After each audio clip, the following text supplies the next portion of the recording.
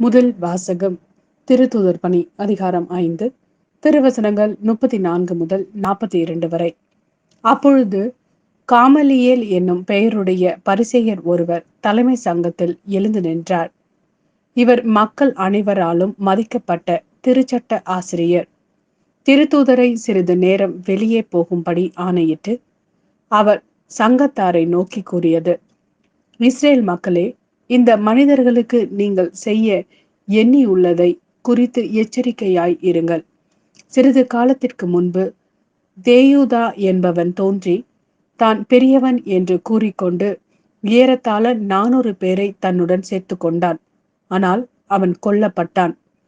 அவனை பின்பற்றிய அனைவரும் சிதறி போகவே அந்த இயக்கம் ஒன்றுமில்லாமல் போயிற்று.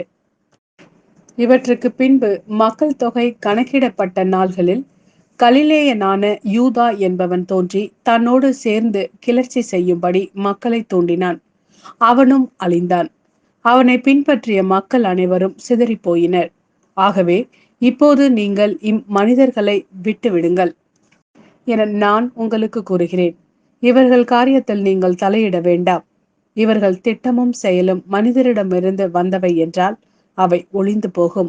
அவை கடவுளை சார்ந்தவை என்றால் நீங்கள் அவற்றை ஒழிக்க முடியாது. நீங்கள் கடவுளோடு போரிடுபவர்களாகவும் ஆவீர்கள். அவர் கூறியதை சங்கத்தார் ஏற்றுக்கொண்டனர். பின்பு அவர்கள் திருத்தூதர்களை அழைத்து அவர்களை நயப்புடைத்து இயேசுவை பற்றி பேசக்கூடாதென்று கட்டளையிட்டு விடுதலை செய்தனர். இயேசுவின் பெயரை முன்னிட்டு அவமதிப்புக்கு உரியவர்களாக கருதப்பட்டதால் திருத்தூதர்கள் மகிழ்ச்சியோடு தலைமை சங்கத்தை விட்டு வெளியே சென்றார்கள். அவர்கள் நாள்தோறும் கோவிலிலும் வீடுகளிலும் தொடர்ந்து கற்பித்து இயேசு கிறிஸ்துவை பற்றிய நற்செய்தியை அறிவித்து வந்தார்கள். இது ஆண்டவரின் அருள்வாக்கு. இறைவா, உமக்கு நன்றி. யோவான் எழுதிய நற்செய்தி அதிகாரம் 6, திருவசனங்கள் 1 முதல் 15 வரை. இயேசு கலிலேய கடலை கடந்து மறுகரைக்கு சென்றார். அதற்கு திபேரிய கடல் என்றும் பெயருண்டு. உடல் நலம் அற்றோருக்கு அவர் செய்து வந்த அரும் அடையாளங்களை கண்டு மக்கள் பெருந்திரளாய் அவரை பின்தொடர்ந்தனர்.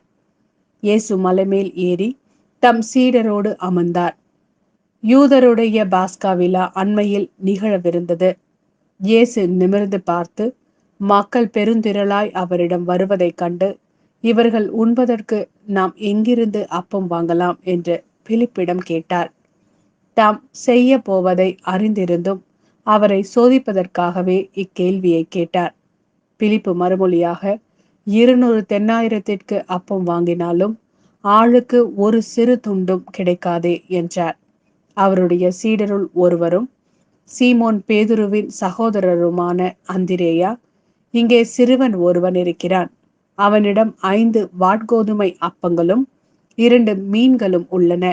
ஆனால் இத்தனை பேருக்கு இவை எப்படி போதும் என்றார். இயேசு மக்களை அமர செய்யுங்கள் என்றார். அப்பகுதி முழுவதும் புல்தரையாய் இருந்தது. அமர்ந்திருந்த ஆண்களின் எண்ணிக்கை ஏறக்குறைய 5000. இயேசு அப்பங்களை எடுத்து கடவுளுக்கு நன்றி செலுத்தி அமர்ந்திருந்தவர்களுக்கு கொடுத்தார். அவ்வாறே மீன்களையும் பகிர்ந்தளித்தார். அவர்களுக்கு வேண்டிய மட்டும் கிடைத்தது. அவர்கள் வயிறார உண்ட பின், ஒன்றும் வீணாகாதபடி எஞ்சிய துண்டுகளை சேர்த்து வையுங்கள் என்று தம் சீடரிடம் கூறினார்.